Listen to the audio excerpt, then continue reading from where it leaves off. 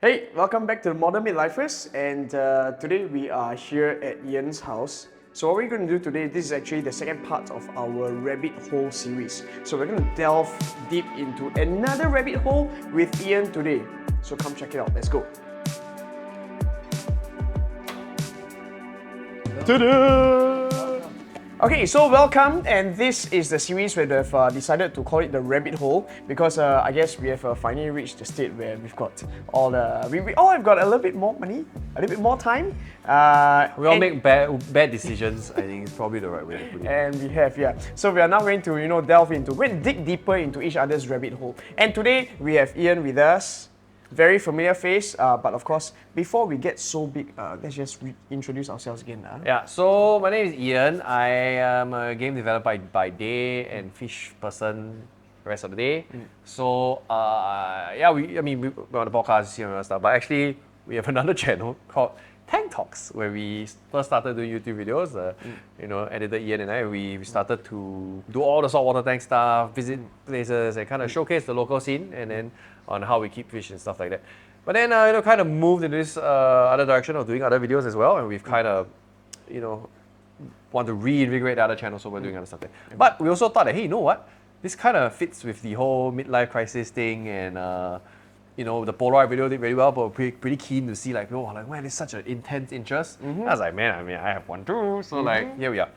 So behind you here is one of the tanks that I have. Yep. It's kind of an interesting kind of shape. It kind of flows down to the bottom. Bottom's empty right now. It's meant for some other fishes. They are not available to me yet. The lights we kind of put out from the ceiling. There are lights there. There's a pretty strong LED lighting, and then this is the kind of heartbeat of the tank where all the filtration is. Ooh. There's a skimmer, there's a fleece roller, there's a strong scrubber, and all sorts of stuff in here.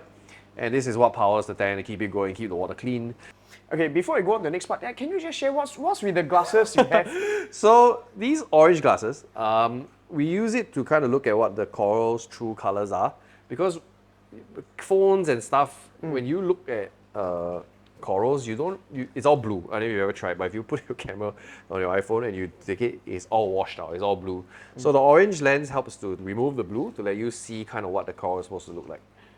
So yeah, every time I go to the shop sometimes, and then like there are other people there, then you start wearing the glasses, then sometimes I'm like, excuse me, why you wear the glasses? I was like, you try? You must feel like, whoa. Yeah? Because there's some tanks, it's a world of a difference. There's a lot of white light going on, so it's not that bad. But if you go to a tank that's primarily blue and you wear this, you're like, oh man. Okay, so like we mentioned, this is only one tank we have here. There's so many more, all right? And I think we should just hop over there. I'll take a seat first because now midlife cannot stand for so long. Honestly, my knees kind of hurt, so let's go. Let's go sit down. Go. Okay, so we are seated right behind, but right in front of another tank. Is this your biggest tank? Yes, this is the first tank it's the first tank I started up after I got back into the hobby. So this is a 7 foot long by 2 foot by 2 foot. 7 foot and there's by like 2 a foot, 6 foot sub at the Okay. bottom. Out of sight, out of mind. Yes, Whatever is inside. it Okay. looks terrible, that's not good. Okay, but anyway, so when was it that you started into this hobby? I think I first started when I was quite young. I think my godma had like a tank lying around, and then we kind of took it, and then my dad, of course, allowed me to do it, and then we set up together. We couldn't put corals at the time, but I think because we added some stuff to the tank like copper, and then you couldn't get it out. So basically, it was just fish, a bunch of fishes, and then it was really fun. I was like, I must have been about 13 or 14 or something like that. Secondary school, and it was fun. After school, you go to the fish shops and kind of see. And fish back then were dirt cheap. Those who don't know, yellow tanks were like $25, $30 back then. They're about $500, $600, $700 now. Okay. This was a long time ago, man. So yeah, that's kind of when I started. And then I went overseas study, and then I came back. And then after I came back and got this place, well, before I even got this place, I was renting, and I kind of got back into it. And I really small tanks, and then I got the bug, And then I think I was super new back then. I didn't know what the hell I was doing. And then eventually, when I got my place here, I wanted a tank here, so I had a smaller 3 foot tank here and a smaller 2 foot there. Kind of lost interest after a while. Things weren't going very well, get a bit discouraged, so I stopped. And then I still had a tank, I was like 1 or 2 fishes there, but I didn't really do much with it. Then COVID happened. Okay. When COVID happened, I was like, my cousin said, hey, come help me with my tank, my HDB. So, all right, kind of, it's quite nice. A big, nice, big tank, 6 feet. Then I went back home, and then I just looked at the tank. I was like, there's a big wall. Most of it's empty. So I decided to scrap the 3-foot tank and build this behemoth. Because I You was went home straight all into the this time. biggest one. Yes, because I was home all the time anyway, Okay. and I work from home. So I'm like, it might be a fun thing to look at, and I can be home to look after, right? Yep. So I went with this size because I had a 3-foot before, and there were a lot of limitations that you could do. And I was like, oh, I kind of know what I'm doing a bit more now. The technology is moving along, and I, slightly more disposable income in my older age. And I'm like, you know what? Let's do it. So here we are, and this tank has been up and running for a year now. So I'm quite happy with that. And through that year, as this came up, I'll be like, I want to keep other fishes, because not all fishes can mix, not all corals can mix. There's certain dynamics, certain habitats that You're go telling with me each that like introducing some fish, it requires some process, and then even if you introduce them together, they may not they be may able not get to, along. Yeah. Certain coral, like the water chemistry is not suitable for all sorts of corals. So this is what we call a mixed reef. There's like soft corals, there's like LPS, SPS corals. Generally, okay, it's a mixed reef is fine, but I wanted to do specific things. Okay. Wanted to do like themed things of small tanks. And we'll kind of show you those later. So so in the end, I ended up with 5 tanks. 5 tanks. We have 5 tanks, 5 display tanks. Okay.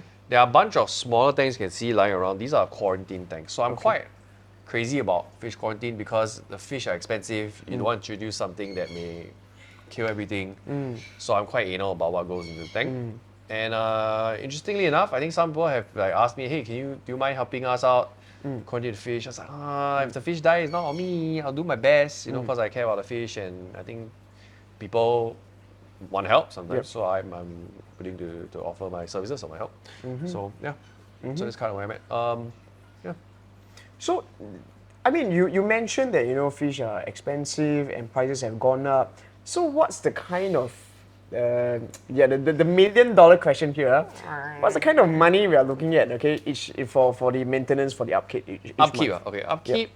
Okay, so the house has 2 aircons in the living room. There are 5 tanks. Usually at least in Singapore, there are usually chillers for the tanks that chill the water. Okay. But it can get quite expensive if you have a large tank, because the chiller will keep powering on if your ambient temperature is quite high. Yep. So what I did was I just turned on the aircon pretty much 24/7 in the house. I also work from home, so whatever, I get a benefit. And whenever I set up new tanks, I don't have to add additional chillers anymore. It's not an expense. It's not chillers like $400-500. Every time you want to set a new tank, it's $400-500. That's crazy. So I have the whole thing going on. So my utilities alone is about $1,000 a month, and I live alone in a smallish condo. In terms of like fish food lasts quite a while, not too bad. There are some fish foods that are more expensive, like frozen food. But sometimes we feed it as a treat, or sometimes I feed it pretty often actually. So there's that, and then maybe like smaller expenses that kind of add up. Okay. I don't really have a figure for it, but Yep. I'd say About- maybe an additional $500 a month for like all Okay. the tanks, which is not too bad, I don't think. Okay. Yeah. It's about adds up to about 1.5, 2, Yeah. somewhere there. Yeah. Okay. Okay. So would you want to share like what was the very initial amount? For this Okay tank, to share. Or? this tank was about, I think, slightly less than 10K. Because the equipment, I got a bunch of it secondhand, I got a bunch of it used. So it was about 10K. And I think the builder was quite affordable also. So that was about 10K lah. So 10K as in like the system together with the glass, the tanks everything, and, yeah. Okay. Maybe not the lights lah. The lights are a bit expensive, but about that lah, about 10K lah. So you built everything up over COVID and Yes. yeah. Okay. So which was out of here, the very first piece of coral and the fish? Do you still remember? Coral? them? Yeah. I think one of the first few calls were these toadstools. When I got this, it was This maybe one? like this. Now it's like, man, it's massive. Wow. Over how long? what else? This one, about a year lah. About a year. Okay. So the fish have been in some of the fish have been here for a year. We are sitting in front of the tank and the fish are That's why scared. they're all So they're not really swimming all around. hidden. But there's a black tank and a foxface and a purple tank that have been here for a year now. And a bunch of other fish slowly came in along the way. A lot of fish have come and gone. There were some stupid mishaps where I forgot to turn the thing on. There was less oxygen in the water, certain things perish. So there's some expensive mistakes. very costly mistakes. Yeah. But yeah. Okay, so Ian, would you just share with us, like, what kind of value are you getting from all of these? Like, I get it a lot. So, oh, why do you buy so many fish tanks? I don't know. Why do you buy so many handbags? Why do you buy so many shoes? I don't know. But like basketball shoes or sneakers, right? For me, it's like fish, man. Like I like fish. I like coral. It's really. I tell you, there's nothing more relaxing. I have a massage chair right here. So I sit in my massage chair. I hit my Sonos. I turn it on. It's the lo-fi. I turn off all the lights, and you just sit there, and you just stare at the thing for like hours. And it's so relaxing. Like, people need meditation, your therapy, I have fish tanks. And the water kind of going in the background and just looking at it is so relaxing and so comforting for me. And it like answers this perennial question for me, like, what am I doing in my life? I don't know, but I feel happy. I feel comfort. And it's something that I have not felt in a long time. Just chilling and being happy. sometimes like you don't really need to know the answer to it, but as long as it helps you feel good, I mean, that's my answer. brings you peace. Yeah, it just it's something that keeps. It's an infinitely evolving canvas with a lot of moving parts, and it helps my overthinking brain to kind of chew at it. Okay. So if you're going to spend money on therapy, you may as well just spend money on other living things. Yeah, I think chair therapy is probably cheaper. Okay, but for any of our viewers, any of us who want to get ourselves started, right? Of course, I don't know how many of us want to get to this stage, right? But if they want to get started, what can they do? So, I mean, online, there's a lot of resources like Bulk Reef Supply, it's a pretty good one. A lot of forums like Reef the Reef, Reef Central. I think a lot of these places are really good places to look at. Another interesting one to look at is also the YouTube channel that we have. It's called Tank Talks SG. Can I put it below? And we just talk about mostly like updates on my tanks, like certain things, or how I run things, or certain fish spotlights and stuff like that. But yeah, definitely look online. There are a lot of creators for fish tank stuff, especially saltwater fish. So yeah, definitely look them up. There are a lot of really great ones out there, which I researched and inspired from. Also, your local community here, if you're in Singapore, are a lot of friendly people. Fish people are pretty friendly. You can join on Telegram. You can just talk to people when you see them at your local fish stores. Yeah, more people are more than willing to teach and help. Okay. So yeah, reach out to me. I don't know. And my Instagram is pretty much solely just fish. It's at IFUN. Yeah, you can just hit me up there. So if you want to avoid any costly mistakes, You will sure have them. Yeah, but I will try my best to tell you what to avoid. But it's more importantly, if you're interested in it, just explore this whole journey together with Tank Talks. Yeah, life gets a bit stale, man. Gets a bit boring. Just if you want to try something different, just kind of go for it, man. All good. All right. Thank you. Like, comment, subscribe, ring the bell. Ding.